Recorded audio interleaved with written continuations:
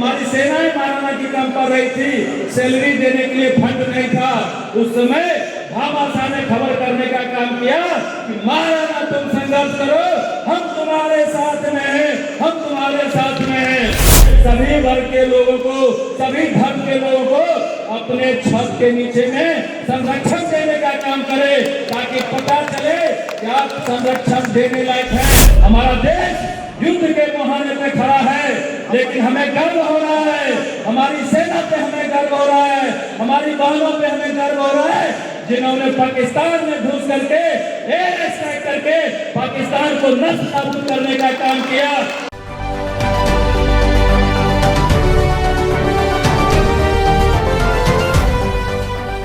नमस्कार, स्वराज पोस्ट में आपका स्वागत है। मैं वेद सिंह। आज महाराणा प्रताप की जयंती के अवसर पर पटना के बापू सभागार में भाजपा के तरफ से एक बड़ा सम्मेलन का आयोजन किया गया, राणा भामा सम्मेलन का।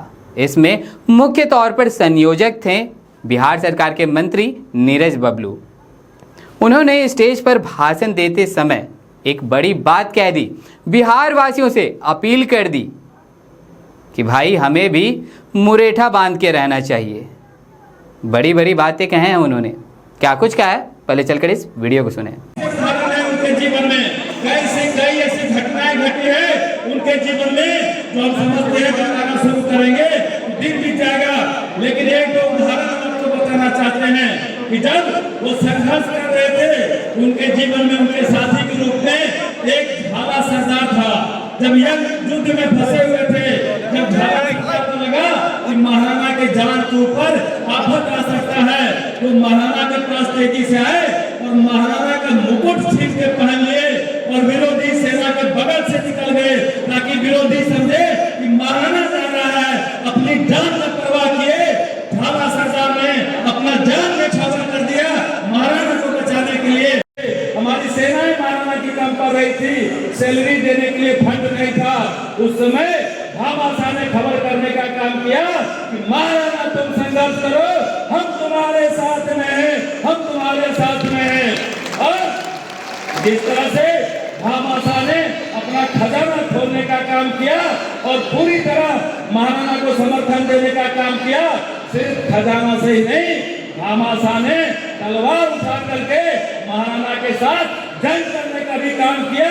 ये महाराणा के साथ भामा शाह का जो संबंध था, हम महाराणा के वंशज को जरूर चाहिए, हम भामा शाह के वंशज का भी सम्मान करते रहे, उनका भी आदर करें। इसलिए हमने कहीं न कहीं समाज को जोड़ने का प्रयास किया है। आज मुहिम चला हुआ है, पूरे देश में लोग समाज को तोड़ने में लगे हुए हैं। कोई अगड़ा से पिछड़ा को तोड़ता है, कोई पिछड़ा से दलित को तोड़ता है, कोई दलित से महादलित को तोड़ता है। उस परिस्थिति में महाराणा के वंशज अगर कोई है तो उनका ये दायित्व होता है, जो महाराणा का कर्म था समाज को जोड़ने का।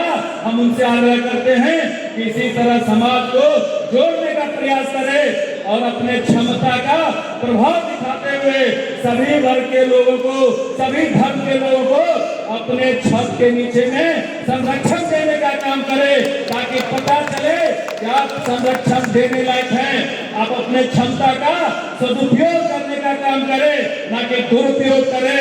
कभी कभी हम अति उत्साह में दुरुपयोग कर जाते हैं। अगर ईश्वर ने आपको क्षमता दिया है, आपको संरक्षण का पावर दिया है, हमको क्षमता दिया है, तो हमारा कर्तव्य होना चाहिए कि हम सभी समाज के लोगों को लेकर के चले, क्योंकि ये लोकतंत्र है। लोकतंत्र में सबका सम्मान करना पड़ेगा। ये लाठी तंत्र नहीं है, लाठी से राजा पैदा नहीं होता है, वोट से राजा पैदा होता है। इसलिए सबको जोड़ के चलना पड़ेगा साथियों, सबको जोड़ के चलना पड़ेगा। इसी के लिए हमने एक छोटा सा प्रयास किया। सभी हमारे माननीय यहाँ अतिथि हैं, अध्यक्ष जी हमारे भामा शाह के रूप में यहाँ उपस्थित हैं। सभी हमारे सम्मानित नेता भारतीय जनता पार्टी के यहाँ उपस्थित हैं। हम आपको बताना चाहते हैं कि आज देश की क्या स्थिति है। हमारा देश युद्ध के मुहाने पे खड़ा है, लेकिन हमें गर्व हो रहा है, हमारी सेना पे हमें गर्व हो रहा है, हमारी बहनों पे हमें गर्व हो रहा है, जिन्होंने पाकिस्तान में घुस करके एयर स्ट्राइक करके पाकिस्तान को नष्ट नाबूद करने का काम किया। आज पाकिस्तान पाकिस्तान बात कर रहा है, चिल्ला रहा है, कोई हमें बचाओ, कोई हमें बचाओ।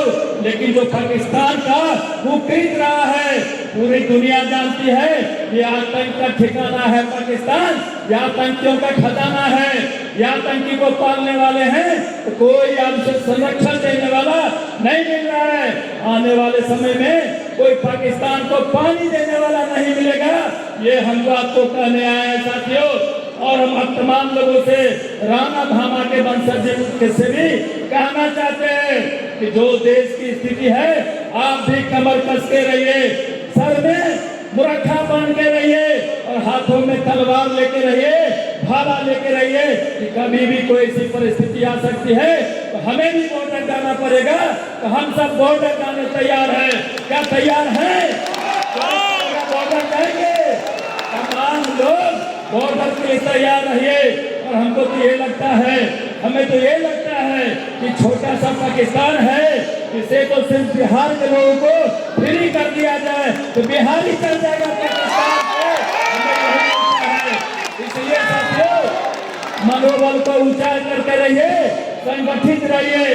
साथियों, मैं आपको और जानकारी दे देना चाहता हूँ कि आदरणीय हमारे राजनाथ सिंह जी भी वीडियो कॉन्फ्रेंसिंग से हमें संवाद करने वाले थे, लेकिन जो देश का माहौल है आप समझ सकते हैं, उन्होंने अपना प्रणाम भेजा है और उन्होंने आपका अभिनंदन किया है और बोला है कि आप संगठित रहें, इसी तरह जुटते रहे, अगली बार मौका मिलेगा वो जरूर आएंगे।